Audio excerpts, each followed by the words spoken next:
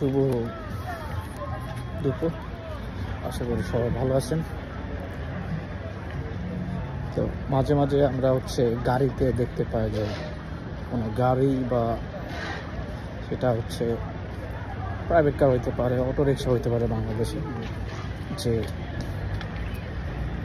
Extra চাকা থাকে। তো এটা তখনই ইউজ করা হয় যখন প্রয়োজন হয়।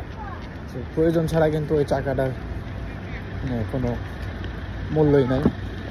তো এরকম মানুষের জীবনে অনেক সিচুয়েশন থাকে যে দেখা যাচ্ছে আপনাকে ইউজ করা হচ্ছে যখন কারো প্রয়োজন তখন।